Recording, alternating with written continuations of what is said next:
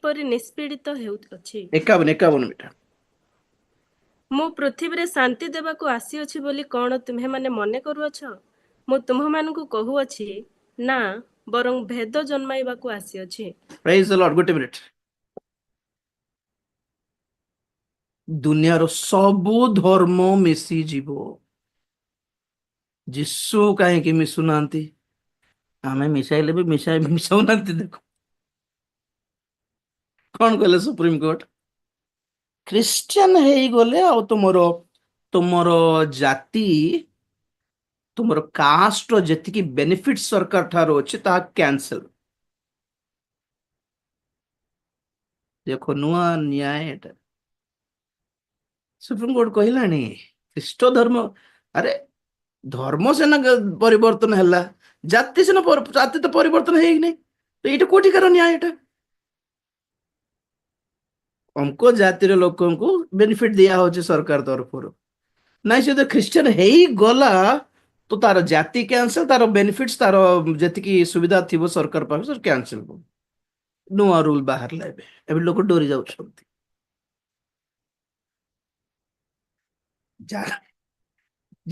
ଧର୍ମ ଚେଞ୍ଜ ନ କରିଲେ ବି ସେ ଜାତିର ଲୋକମାନେ କିଛି ମିଳିବ ବୋଲୁଛନ୍ତି, କିଛି ମିଳିବନି। ଛାଡ଼, ସେ ଚାରିଟା ଚାଉଳ ପାଇଁ, ଚିନି ପାଇଁ, କିରୋସିନ ପାଇଁ, ତେଲ ପାଇଁ ବିକି ଦିଅନ୍ତୁ ନାହିଁ। ଓକେ, ପ୍ରଭୁ ଦେବେ, ପ୍ରଭୁ ଯୋଗାଇବେ, ସେମିତି କରନ୍ତୁ ନାହିଁ। ପଏଣ୍ଟ ଦେଖନ୍ତୁ ତ, ଖ୍ରୀଷ୍ଟିଆନ ହେଇଗଲେ ତମର କଣ ପ୍ରୋବ୍ଲେମ ହେଇଯାଉଛି? ମାନେ ସେ ଜାତିର ଲୋକ ନାସ୍ତିକ ହେଲେ ବି ତାର ସରକାରର ତାର ସୁବିଧା କ୍ୟାନ୍ସେଲ ହେବ ନାହିଁ। ସେ ଜାତିର ଲୋକ ସେ ମଦୁଆ ହେଲେ ବି କ୍ୟାନ୍ସେଲ ହେବ ନାହିଁ। ସେ ଜାତିର ଲୋକ ସେ 2-3ଟା ବିବାହ ହେଲେ ବି ତାର ସୁବିଧା କ୍ୟାନ୍ସେଲ ହେବନି। ସେ ଜାତିର ଲୋକ ଖ୍ରୀଷ୍ଟିଆନ ହେଲେ ହିଁ କ୍ୟାନ୍ସେଲ ହେବ। ପୁଣି କୋଉଠିକାର ନ୍ୟାୟ ସୁପ୍ରିମକୋର୍ଟରୁ ଆସିଲା ଏଇଟା? ହାଉ? ଏଇଟା ହେଲା ପ୍ରୋବ୍ଲେମ। ସବୁ ମାନିବେ କିନ୍ତୁ ଯୀଶୁଙ୍କୁ ମାନିବେ ନାହିଁ। ଆମେ ଏଟା ଅନ୍ୟାୟ ବୋଲଛୁ, କିନ୍ତୁ ପ୍ରଭୁ କହିଲେ ଏଇଟା କୋ ପାଇଁ ତ ମୁଁ ଆସିଲି ବୋଲଲେ, ସେ ମୁଁ ଭେଦ ଜନ୍ମାଇବାକୁ ଆସିଛି। ତାର ଅର୍ଥ ଆପଣ ମୁଁ ଯଦି ପ୍ରଭୁଙ୍କୁ ପାଇଛୁ, ଆମେ ଅନ୍ୟମାନଙ୍କ ପରି ନଥିବୁ। ଅନ୍ୟମାନଙ୍କ ଭିତରେ ମିଶିବା କଥା ତ ନୁହେଁ। ଆଉ ମିଶିଯିବା କଥା ନେଇ ଆଜ୍ଞା, ଅଲଗା ରକ୍ଷା ପ୍ରାପ୍ତ ହେବାଟା ମାନେ କଣ? 2:40 ତୁମ୍ଭେ ମାନେ এই କୁଟିଳ ବଂଶ ଠାରୁ ରକ୍ଷା ପ୍ରାପ୍ତ ହୁଅ।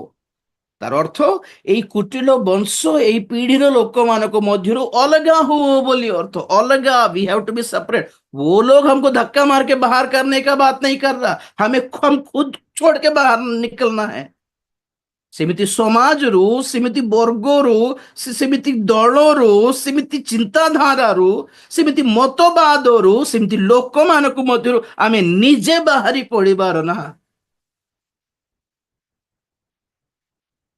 ସେ କୋରାପୁଟ ଭିତରେ ଇଏ କିରଣ୍ଡଲ ଟ୍ରେନ ଯାଏ। କୋରାପୁଟ ପରେ ମାନବାର ଷ୍ଟେସନ, ମାନବାର ପରେ ବୋଧେ ମାଲିଗୁଡା ଷ୍ଟେସନ ଗୋଟେ ଆସିବ। ଏତେ ବଘୋର ଜଙ୍ଗଲ और ये टनल गुंफा भितर मालीगुड़ा स्टेशन, चारियाडे पहाड़।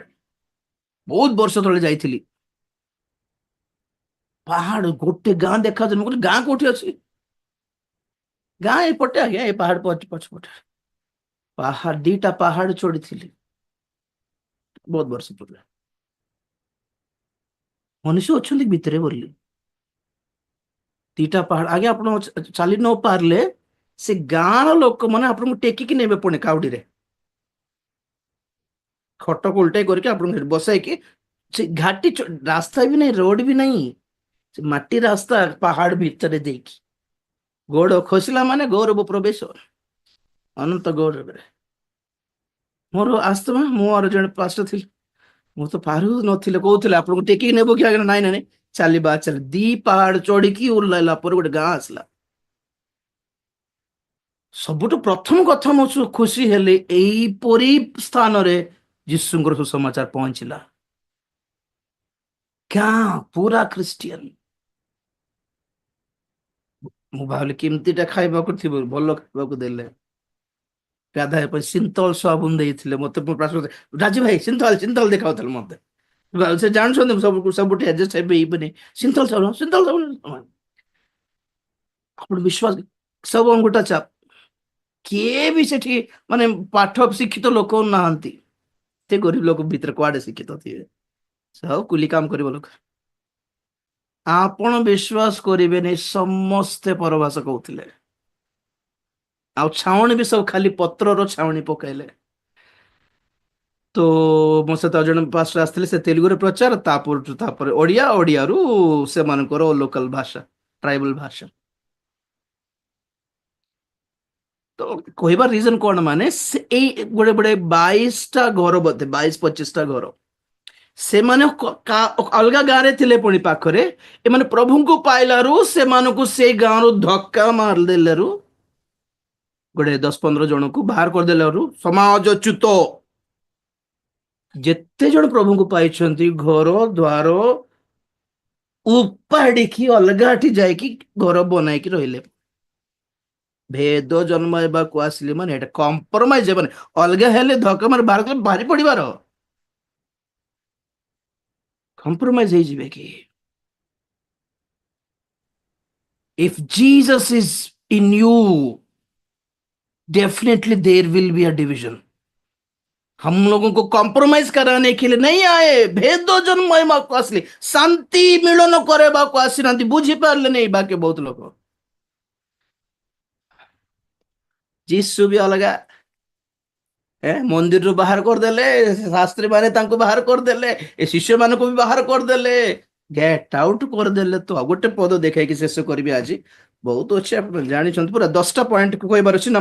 ନମ୍ବର 1, ପ୍ରଥମ ତିମୋଥୀ 1:15, କୋଉଟା ପାପୀ ମାନଙ୍କୁ ରକ୍ଷା କରିବା ପାଇଁ ଆସିଲେ, ନମ୍ବର 1। ନମ୍ବର 2, ମୁକ୍ତିର ମୂଲ୍ୟ ସ୍ୱରୂପ ଆପଣ ପ୍ରାଣ ଦେବାକୁ ଆସିଲେ, ମାର୍କ 10:45। ତାପରେ ଲୁକ 4:43, ଈଶ୍ୱରଙ୍କ ରାଜ୍ୟର ସୁସମାଚାର ପ୍ରଚାର କରିବାକୁ ଆସିଲେ। ତାର ଅର୍ଥ କଣ? ଯେତେ ଜଣ ପ୍ରଭୁଙ୍କୁ ପାଇଛନ୍ତି ସେମାନେ ଈଶ୍ୱରଙ୍କ ରାଜ୍ୟର ସଭ୍ୟ। ଓଡ଼ିଶା, ଇଣ୍ଡିଆ, ତେଲୁଗୁ, ଆନ୍ଧ୍ରା, ତାମିଲନାଡୁ ନୁହେଁ। ପ୍ରଭୁଙ୍କୁ ପାଇକି ବି ଆମେ ନିଜ ନିଜ ରାଜ୍ୟରେ ଥାଇକି ବି, ଆମେ ଓଡ଼ିଆ ହେଇକି ବି, ତେଲୁଗୁ ହେଇକି ବି, ସିକ୍ରେଟଲି ଆମେ ପ୍ରଭୁଙ୍କର ରାଜ୍ୟର ସଭ୍ୟ। ଦିନେ ଡାକିଲେ ପଳେଇବୁ ନା, ଆମର ଦେଶ ରହିବୁ ନାହିଁ, ଆମେ ପଳେଇବୁ। ପ୍ରଥମ କଥା, ଈଶ୍ୱରଙ୍କ ରାଜ୍ୟର ସଭ୍ୟ। ଦ୍ୱିତୀୟରେ, ଯୀଶୁ ଯେମିତି ପ୍ରଚାର କଲେ, ଆମେ ବି ଈଶ୍ୱରଙ୍କ ରାଜ୍ୟର ପ୍ରଚାର କରିକି ଲୋକମାନଙ୍କୁ ଧରିବାର ଅଛି। ଲୁକ 4:43 କେତେ ନମ୍ବର ହେଲା? 3 ନମ୍ବର ହେଲା କି 4 ନମ୍ବର? ଏଭ୍ରି 10:5ରୁ 7 ଈଶ୍ୱରଙ୍କ ଇଚ୍ଛା ସାଧନ କରିବା ନିମନ୍ତେ ମୁଁ ଆସିଅଛି ବୋଲି କହିଲେ ସେ। ଶାସ୍ତ୍ରରେ ଯାହା ଲେଖା ଅଛି ସେହି ଅନୁସାରେ ଈଶ୍ୱରଙ୍କର ଇଚ୍ଛା ସାଧନ କରିବାକୁ ଆସିଲେ। ତାର ଅର୍ଥ କଣ?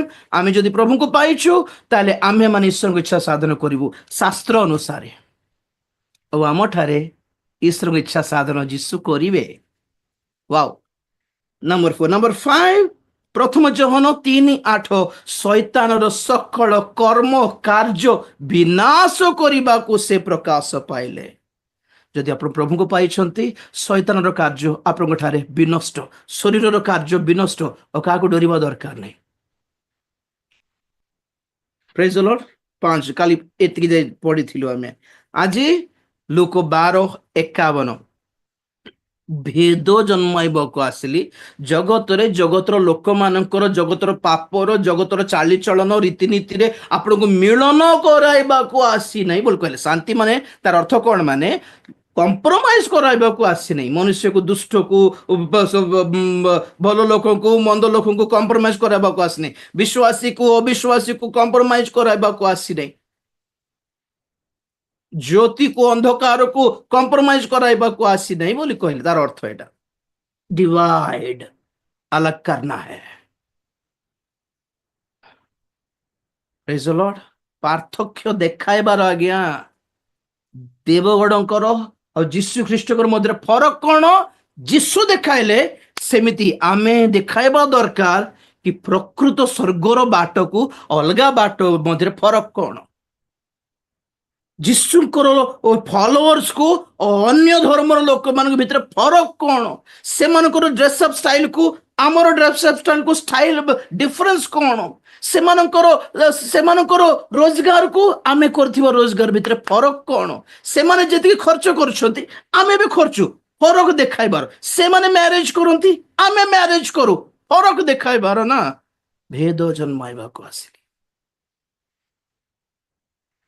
6-7 ସେଇ ଲୋକ 12:39 ସରି 49, ଅଗ୍ନି ପକାଇବାକୁ ଆସିଲି, ଫାୟାର। କହିଥିଲି ପବିତ୍ର ଆତ୍ମାଙ୍କର ଅନେକ ରୂପ ଅଛି। ତୈଳ, ଶିଶିର, ପାରା, ଅଗ୍ନି, ମୁଦ୍ରା, ବଇଣା, ସାତଟା କହିଥିଲେ ଆପଣଙ୍କୁ। ଏଥିରେ ଅଗ୍ନିର ମିନିଂ କଣ? ପ୍ରଭୁ ଯୀଶୁ ଖ୍ରୀଷ୍ଟଙ୍କ ଉପରେ ପାରା ପରେ ଆସିଲେ ପବିତ୍ର ଆତ୍ମା, କିନ୍ତୁ ପେଣ୍ଟିକୋସ୍ତ ଦିବସରେ ଶିଷ୍ୟମାନଙ୍କ ଉପରେ ଅଗ୍ନି ପରେ ଆସିଲେ। ରିଜନ କଣ? ଅଗ୍ନି ଆମ ମାନଙ୍କର ଦୁର୍ବଳତା ଗ୍ରାସ କରେ। କେତେଟା ବନ୍ଧନ କାଟିଲେ ଛିଣ୍ଡିବ ନାହିଁ, ପୋଡାଇଲେ ହିଁ ଛିଣ୍ଡିବ। ଯିହୁଦୀ ମାନେ ଶମଶୋନକୁ ହାତ ଗୋଡ ବାନ୍ଧି ଦେଇକି ସେ ରାମୋତ ଗିଲାଦ ପର୍ବତ ଉପରକୁ ନେଇ ଯାଇଥିଲେ। ସେଠି ଲେଖାଯାଏ ପରମେଶ୍ୱରଙ୍କର ଆତ୍ମା ଓ ବଳରେ ତାଙ୍କ ଉପରକୁ ଆସିଲାରୁ ବନ୍ଧନ ଛିଣ୍ଡିଗଲା। ଛିଣ୍ଡି ନାହିଁ, ପୋଡି ତ ଗଲା। ଆଉ ପୋଡିଲା ପରେ ସେ ଗଧର ଥମୁଣି ହାଡ ନେଇକି 1000 लोग उड़े देने।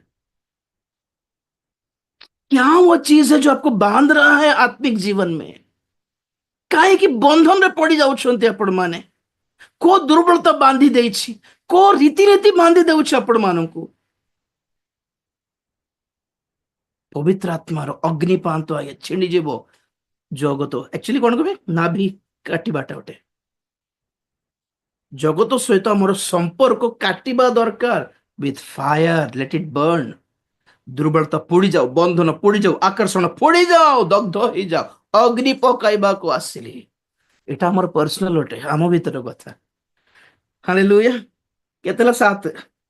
8 ନମ୍ବର ଯୋହନ 18:36-37, 36-37। ସତ୍ୟ ପକ୍ଷରେ ସାକ୍ଷ୍ୟ ଦେବା ନିମନ୍ତେ ମୁଁ ଆସିଛି। ଆଉ ଯେ କେହି ସତ୍ୟବାଦୀ, ସତ୍ୟ ସମ୍ବନ୍ଧୀ, ସେ ମୋର ଆମ୍ଭର ବାକ୍ୟ ଶୁଣିବ, କଥା ମାନିବ। ସତ୍ୟତା ବଡ ମେସେଜ, ଟାଇମ ନାହିଁ, ଟିକେ ପଏଣ୍ଟ କହିଦେବି ବୋଲି କହୁଛି। Praise Lord. 7-8 ନମ୍ବର 9 କେତେ ହେଲା ଗଣି ନାହିଁ ମୁଁ। ଯୋହନ 9:39 ଟିକେ ପଢିଦେବେ ଏଟା। ଦେଖ ତ କୁଆଡେ ମିଶ ହେଲା କି? ସବୁ 10ଟା ହେଇଗଲା, ହେଇଯିବା କଥା। ପୁଣି ଯୀଶୁ କହିଲେ, ଦେଖୁନଥିବା ଲୋକେ ଯେପରି ଦେଖନ୍ତି ଓ ଦେଖୁଥିବା ଲୋକେ ଯେପରି ଅନ୍ଧ ହୁଅନ୍ତି, ଏହି ବିଚାର ନିମନ୍ତେ ମୁଁ ଜଗତକୁ ଆସିଅଛି। ପ୍ରେଜ ଦ ଲର୍ଡ। ଯେଉଁମାନେ ଦେଖୁଛନ୍ତି ସେମାନେ ଅନ୍ଧ ହେଇଯିବେ, ପୁଣି ଯେଉଁମାନେ ଦେଖୁନାହାନ୍ତି ସେମାନଙ୍କୁ ଦୃଷ୍ଟି ଖୋଲିବାକୁ ମୁଁ ଆସିଛି। କାରଣ ସେଇ 9 ଅଧ୍ୟାୟରେ ଯୋହନରେ ଜଣେ ଅନ୍ଧକୁ ପ୍ରଭୁ ସୁସ୍ଥ କଲାରୁ ବହୁତ ପ୍ରୋବ୍ଲେମ ହେଇଥିଲା, ଗଣ୍ଡଗୋଳ ହେଇଯାଇଥିଲା। ତ ଲୋକ କହୁଛନ୍ତି ଆଜି ବିଶ୍ରାମ ବାର ଆଗ କାହିଁକି ସୁସ୍ଥ କଲ, ଇଏ ସେ। ବିଶ୍ରାମ ବାରକୁ ତୁମେ ଧରୁଛ, ଏ ଜନ୍ମରୁ ଅନ୍ଧ ଲୋକ ସୁସ୍ଥ ହେଇଛି, ୱାଓ, এটা ତ ହେବା କଥା ନାହିଁ, এটা ଇମ୍ପସିବଲ କଥା କି ନାହିଁ? ସେଇ ଆଙ୍ଗେଲରୁ କାହିଁକି ଚିନ୍ତା କରୁନ? ଦେଖିକି ବି ତୁମର କଣ ବୁଝାମଣାର ଆଖି ଖୋଲା ହେଉନି, ନାଇଁ କି? ଗୋଟେ କୋଟେशन ପଢିଥିଲି ଆଜି, जो लोग मन से अंधे हैं उनके आंखें हो या ना हो क्या फर्क पड़ता है? जिनका जिनका बुद्धि ही blind, it doesn't matter if they can see or not with their eyes। ବୁଦ୍ଧି ଅନ୍ଧ ହେଇଯାଇଛି, କୋଉଟା ଚିହ୍ନିବା କଥା ସେଟା ଚିହ୍ନୁନାହାନ୍ତି। ବହୁତ ଖ୍ରୀଷ୍ଟିଆନ ମାନେ ସେମିତି। ପ୍ରଭୁ କହୁଛନ୍ତି ଏମାନେ ପରା ଅନ୍ଧ। ସେମାନେ ରାଗିଗଲେ, ଶାସ୍ତ୍ରୀ ମାନେ ଆମକୁ ଅନ୍ଧ କହୁଛି କି, ଆମକୁ ଆଖି ନାହିଁ କି? ପ୍ରଭୁ କହିଲେ ତୁମକୁ ସତ୍ୟରେ ଯଦି ଆଇଜ ଅଫ ଅଣ୍ଡରଷ୍ଟାଣ୍ଡିଂ ଥାନ୍ତା, ଜ୍ଞାନର ଚକ୍ଷୁ ଥାନ୍ତା, ତ ମ୍ୟାଟର ବୁଝିଥାନ୍ତ ତମେ। ତୁମର ବୁଦ୍ଧିକୁ କେବଳ ଶାସ୍ତ୍ର, ବିଶ୍ରାମ ବାର ଦେଖା ଯାଉଛି, କିନ୍ତୁ ଏତେ ଗୋଟେ ମହାନ ଆଶ୍ଚର୍ଯ୍ୟ କର୍ମ ଗୋଟେ ହେଇଛି, ଏ ତ ସାଧାରଣ ଲୋକ ତ କରି ପାରିବା ନ କଥା ଥିଲା। ଜନ୍ମରୁ ଅନ୍ଧ, 40 ବର୍ଷ ହେଇଛି ତାକୁ, କେମିତି ହେଇଗଲା? ସାର୍ ଆପଣ କିଏ, କେମିତି କରିପାରିଲେ? ଏମିତି କିଛି କ୍ୱେଶ୍ଚନ ପଚାରିଥାନ୍ତେ ନା। ନା ଆଜି ବିଶ୍ରାମ ବାରେ କାହିଁକି କରलो? तुमको सदाप्रभु बोले रेस्पेक्ट नहीं की, तुमको व्यवस्था बोले रेस्पेक्ट नहीं की, तो तुमको मोसा बोले रेस्पेक्ट नहीं, एमिति केस करले तांको ऊपर। तो प्रभु कहले यस इट्स ऑब्वियसली अंध लोक अंध अंध लोक माने देखि पारुछंती आज आखि खोले कि, किंतु देखुथिबो लोक माने अंध करूछंती। मु तो एठी पय आसली बोलले। तो दीनहीन नम्र लोक माने तांको ख्रीष्ट बोली चिन्हिले, शास्त्र मुंड भर्ती शास्त्र थिबा लोक माने तांको चिन्हि पारले नहीं। That is the problem here. आज भी सेमिति जे यीशु को पाइछि से आखि खोली छंती आज। आज पर्यंत कारिगर आखि खोली है सत्यता सत्य शिक्षा प्रति पाई ना यीशु को एक्चुअली। तो फाइनल 10 नंबर है लूको 4:18-19 पढ़देव बेटा सरीदेवा आज पाई पर देखा बेके ପ୍ରଭୁଙ୍କର लूको। ଆତ୍ମା हाँ ପ୍ରଭୁଙ୍କର ଆତ୍ମା ମୋ ଠାରେ ଅଧିଷ୍ଠିତ, ଯେଣୁ ଦିନହୀନ ମାନଙ୍କ ନିକଟରେ ସୁସମାଚାର ପ୍ରଚାର କରିବା ନିମନ୍ତେ ସେ ମୋତେ ଅଭିଷିକ୍ତ କରିଅଛନ୍ତି, ବନ୍ଧୀମାନଙ୍କ ନିକଟରେ ମୁକ୍ତି ଓ ଅନ୍ଧମାନଙ୍କ ନିକଟରେ ଦୃଷ୍ଟି ଲାଭର ବିଷୟ ଘୋଷଣା କରିବାକୁ, ପୁଣି ଉପଦ୍ରବ ପ୍ରାପ୍ତ ଲୋକମାନଙ୍କୁ ମୁକ୍ତ କରିବାକୁ, ଆଉ ପ୍ରଭୁଙ୍କ ଅନୁଗ୍ରହ ବର୍ଷ ଘୋଷଣା କରିବାକୁ ସେ ମୋତେ ପ୍ରେରଣ କରିଅଛନ୍ତି। Praise the Lord.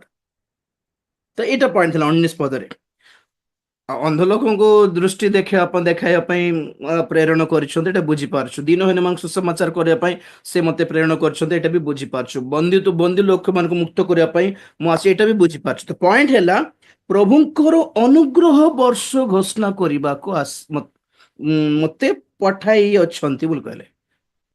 ପ୍ରଭୁ ପୁଣି ଗୋଟେ ବର୍ଷ ଘୋଷଣା କରିବାକୁ ଆସିଲେ। ପୁଣି ଏବେ ନୂଆ ବର୍ଷ ଓଡିଶାର ନୂଆ ବର୍ଷ ବେଳକୁ पंडित माने कहते कि वर्षर नाम गोटे कहते तेलुगुर नुआ वर्ष थाए उगादी पर्व से भी कहते ए वर्ष हमको माने से शास्त्र अनुसार गोटे वर्ष को गोटे नाम दि जाए। एमती जिहुदी मानक गोटे वर्ष अच्छे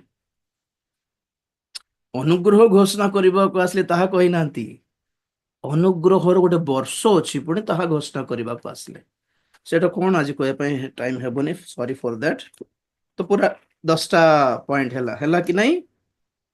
नंबर 1 के कहबे पापुर मुक्त करने को आसिले। ओके मूल पद में नहीं माथ्यू 9:13 लूक 19:10 प्रथम तिमोथी 1:15।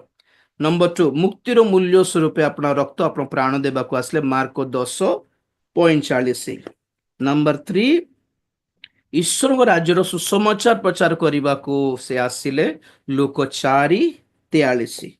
नंबर 4 हेब्री 10:5-7 शास्त्र रे जहाँ लेखा अच्छी से ही अनुसार ईश्वर को इच्छा साधन करने निमंते से आसी थिले।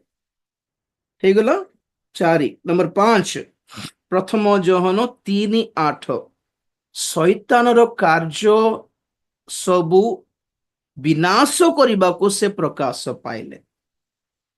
ओके 5-6 लूक 12:51 शांति मिलन करवा को आसना जगत रे भेद जन्माइबा को आसले कि प्रभु को पाइबा लोकंकर और प्रभु को न पाइबा लोकंक भितर फरक कौन देखाइबा को से आसले भेद जन्माइबा को आसले। नंबर 6 नंबर 7 जोहन 18:36-37 सत्य पक्षर साक्ष्य देवा निमंते जन्म होती निमंते से जगत को आसी। नंबर 8 हाँ लूक 12:49 पृथ्वी अग्नि पकाइबा को आसी थिले जे द्वारा कि आमर सकल बंधन जहाँ संसार सहित अच्छी आम भीतर जो दुर्बलता अच्छी ता ग्रास जेपरी हो अग्नि पकाइबा को आसले। नंबर 8 नंबर 9 जोहन 9:39 पद अंध लोक को दृष्टि देवा को आउ दृष्टि थिबा लोक को अंध करने को आसले सेटा कन्फ्यूज होतनी सेटा आमर पाइटा। ओके मु बुझाइली सेटा आसले। नंबर 10 अनुग्रहर वर्ष घोषणा करने को आसली बोली कहले लूक 4:18-19। ଏଥିରେ ହିଲିଂ ଗାଡି ବଙ୍ଗଲା କୋଉଠି ଅଛି? କିଛି ନାହିଁ ତ। ତାର ଅର୍ଥ ସେଇ ସବୁ ସୁସମାଚାର ପ୍ରଚାର କରୁନାହାନ୍ତି। ଆକ୍ଚୁଆଲି ଯାହା ପ୍ରଚାର କରିବାର ଥିଲା ସେଟା କରୁନାହାନ୍ତି। 5ଟା ବିଜାତି ମାନଙ୍କ ପାଇଁ ଗୋଟେ ସୁସମାଚାର, ଓ 5ଟା ଭେଦ ଜନ୍ମାଇବାଟା, ସତ୍ୟ ପକ୍ଷରେ ସାକ୍ଷ୍ୟ ଦେବାଟା, ଦୃଷ୍ଟି ଦେବାଟା, ଅନୁଗ୍ରହ ବର୍ଷ ଘୋଷ, ଏଇଟା ସବୁ ଆମ ପାଇଁ ଗୋଟେ। 10ଟା ପଏଣ୍ଟସରେ ବାହାରେ ଆମେ କେତେ ପ୍ରଚାର କରିବା ଦରକାର ଆଉ କେତେଟା ମଣ୍ଡଳୀ ଭିତରେ ପ୍ରଚାର କରିବା ଦରକାର। ସବୁ ବାହାରେ କୁହନ୍ତୁନି, ବୁଝିପାରିବେ ନାହିଁ। ଓକେ, ତାର ଅର୍ଥ କଣ? ମାନେ ଯଦି ଯୀଶୁଙ୍କୁ ଆପଣ ପାଇଛନ୍ତି, ଯଦି ମୁଁ ପାଇଛି, ଏ 10ଟା ଅନୁଭୂତି ଆମ ଠାରେ ଥିବ, 10ଟା ବ୍ଲେସିଂସ୍। ଦେଖନ୍ତୁ ଅଛି କି ନାହିଁ। ଯଦି ଏସବୁ ନାହିଁ ତ ପ୍ରଭୁଙ୍କୁ ପାଇନାହାନ୍ତି, ଖାଲି ଟେକ୍ନିକାଲ ନାମଧାରୀ ଖ୍ରୀଷ୍ଟିଆନ ହେଇଛନ୍ତି ବୋଲି ଅର୍ଥ। ବସ ଚକ୍ଷୁ ବନ୍ଦ କରିବା, ପ୍ରାର୍ଥନା କରିବା। ପ୍ରେଜ୍ ଦ ଲର୍ଡ, ହାଲେଲୁୟା। ପ୍ରଭୁ ଧନ୍ୟବାଦ ଦେଉଛେ ସୁନ୍ଦର ସମୟ ପାଇଁ। ଆମ ସମସ୍ତଙ୍କୁ ଅନୁଗ୍ରହ କଲ, ଦୟା କଲ। ତୁମରି ଜନ୍ମର ରହସ୍ୟ, ତୁମରି ଜନ୍ମର ଉଦ୍ଦେଶ୍ୟ ଆମକୁ ତୁମେ ବୁଝାଇଥିବାରୁ, ଜଣାଇଥିବାରୁ ଧନ୍ୟବାଦ ଦେଉଛି। ଅନୁଗ୍ରହ କର, ସାହାଯ୍ୟ କର। ସମସ୍ତେ ଯେପରି ପ୍ରକୃତରେ ଆପଣା ଜୀବନରେ ପର୍ସନାଲ, ବ୍ୟକ୍ତିଗତ ଭାବରେ ଖ୍ରୀଷ୍ଟମାସ ପର୍ବର ଆସ୍ୱାଦନ କରିପାରିବେ, ଅର୍ଥାତ୍ ଆପଣା ଜୀବନରେ, ଆପଣା ହୃଦୟରେ ତୁମକୁ ଯେପରି ସ୍ଥାନ ଦେବେ, ଏଥିପାଇଁ ସାହାଯ୍ୟ କର। ସେଇଥର ତୁମେ ଜନ୍ମ ହେବି ବୋଲି କହିଲେ ମରିୟମକୁ କେହି ବି ସ୍ଥାନ ଦେଇ ନଥିଲେ, କିନ୍ତୁ ଆଜି ପ୍ରଭୁ ଆମେ ସ୍ଥାନ ଦେଉଛୁ ଆମ ଜୀବନରେ। ପ୍ରଭୁ ତୁମେ ଆମଠାରେ ଜନ୍ମ ହୁଅ, ତୁମେ ଆମ ଭିତରେ ପ୍ରବେଶ କର, ଆମଠାରେ ବାସ କର ପ୍ରଭୁ। ଆଉ ଏଇ ସମସ୍ତ ଏଇ 10ଟି ଆଶୀର୍ବାଦ ଆମ ଜୀବନରେ କାର୍ଯ୍ୟକାରୀ ହେଉ। ବାକ୍ୟ ଶୁଣିଥିବା ସମସ୍ତଙ୍କୁ ଆଶୀର୍ବାଦ କର, ତୁମରି ଆଗମନ ପାଇଁ ପ୍ରସ୍ତୁତ କର ପ୍ରଭୁ। ତୁମେ ଗୌରବ ପାଅ। ଧନ୍ୟବାଦ। ଏଇ ପ୍ରାର୍ଥନା ପ୍ରଭୁ ଯୀଶୁ ଖ୍ରୀଷ୍ଟଙ୍କ ପବିତ୍ର ନାମରେ ମାଗିଲି ପିତା, ଆମେନ୍। ଏତେବେଳେ ପିତା ପରମେଶ୍ୱରଙ୍କର ପ୍ରେମ, ପୁତ୍ର ପ୍ରଭୁ ଯୀଶୁ ଖ୍ରୀଷ୍ଟଙ୍କର ଅସୀମ ଅନୁଗ୍ରହ, ପବିତ୍ର ଆତ୍ମାଙ୍କର ଶାନ୍ତି, ସହାୟତା, ସହଭାଗିତା, ପ୍ରଭୁଙ୍କର ଗୌରବମୟ ଦ୍ୱିତୀୟ ଆଗମନ ପର୍ଯ୍ୟନ୍ତ ଆମ୍ଭ ସମସ୍ତଙ୍କର ସଦା ସହବର୍ତ୍ତୀ ହୁଅନ୍ତୁ। ଆମେନ୍। ଯୀଶୁଙ୍କ ନାମରେ ଜୟ, ଯୀଶୁଙ୍କ ରକ୍ତରେ ଜୟ, କାଲଭାରୀ କ୍ରୁଶର ଜୟ। Hallelujah, hallelujah, hallelujah.